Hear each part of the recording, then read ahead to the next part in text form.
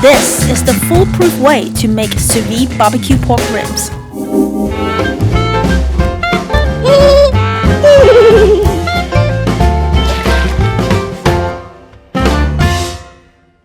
Barbecue ribs. It's always a crowd pleaser, and that's something that we often do when we have people come over. It's super easy and economical. Yeah, and these are not the ribs you remember as a kid unless you grew up in Texas, but it's what I remember, where it's kind of like boiled meat. The ribs are like kind of falling apart. The bone just comes out super tender, but it was drowned in sauce, and that's not what we're going for today. We're going for more of a traditional barbecue style with a modern method. Yeah, and I bought Kevin the Franklin barbecue book, the Meathead barbecue book as gifts, but obviously I have ulterior motives. She likes her ribs. She does like putting a little extra sauce on it. I like mine with a little less sauce, but with a nice little bite that you need to tear it a little off. I don't like when the bone just slides right out. To me, that's overcooked. Whatever you like, it doesn't matter, because with the sous vide, you have the ultimate control. You can have it tender, fall off the bone, you can have it with a little bite, and it all depends on temperature and time. So those are the two components for every sous vide cook that you need to keep in mind. In this recipe, we like it a lot because for the texture that we like, we can achieve it in 4 hours. Yep. Traditional methods where it might take like over a day or however many hours to, smoke it. But I mean, obviously you cannot beat a real smoker. And we'll go over some of the methods to get that barbecue taste into it without using the barbecue. Okay, so we have salt, molasses, liquid smoke, because you're sous videing, so you want that smoke flavor in there if you don't have a smoker. For me, actually, even if I do have a smoker, since we are going to be smoking for such a short amount of time, I'd still add a little bit in. A little bit goes a long way with the sous vide. And some spice rub.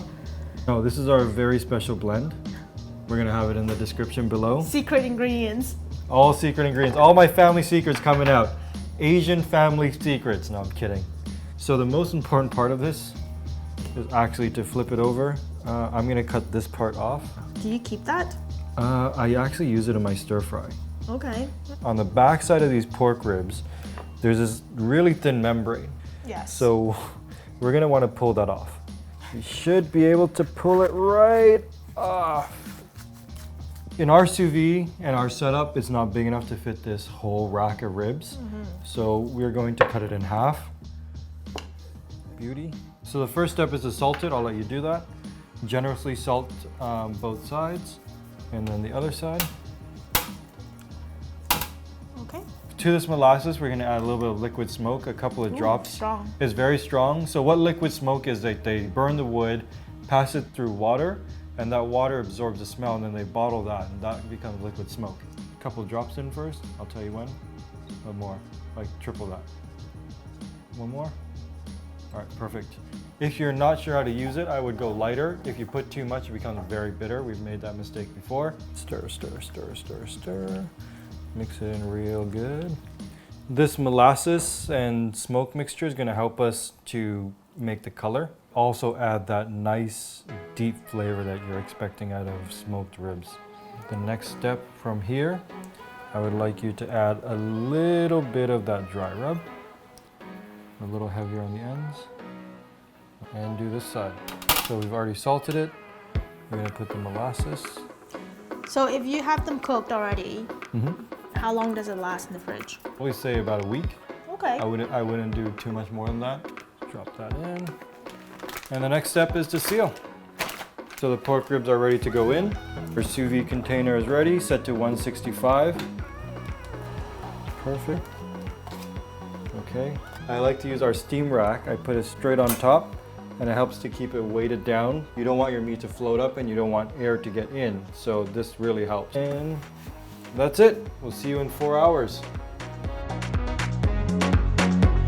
We just pulled these out of the fridge. They've been thoroughly chilled. I think whenever you're ready to eat them, then that's enough time. So why do you have to chill them? I like to chill them so that so they stop cooking. We're going to continue cooking them, so we don't want them to overcook. But these are already fully cooked, right? Already fully cooked. You can eat them.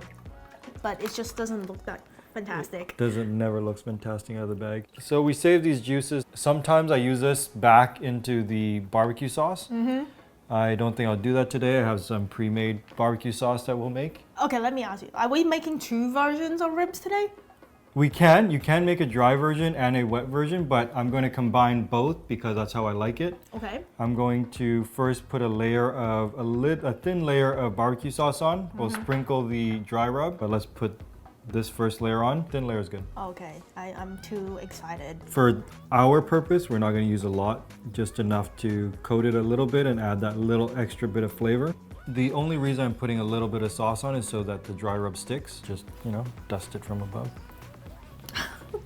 All right, let's go. We're outside in our backyard. We have our smoker. We're gonna lay our ribs in, and this one. And we're gonna leave it in here for about 30 minutes. We're gonna baste it every 10 minutes or so that we get that nice thick crust and gets it nice and sticky. We're using the smoker today to infuse the hickory pellets that I'm using in our smoker. If you don't have a smoker, you can do this on the grill. I would do it on the indirect side. So you have one side on and you do it on the other side so that it creates a nice little circulation and dries it out nicely but doesn't overcook it.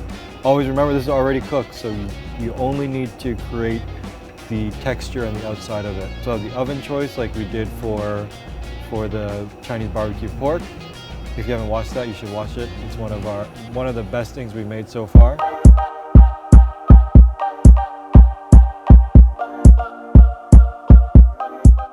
The ribs are done. All right, let's dig in. Oh, drop something. Oh, cheers. I bit mine already. I know. There's a little bit of a smoke rig after 30 minutes, so I'm pretty impressed with that.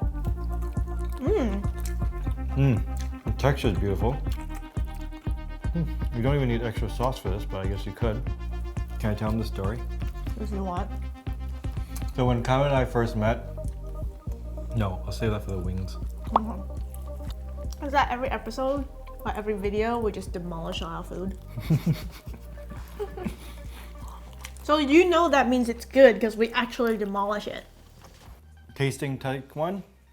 We only do 1 take of everything, so it doesn't matter.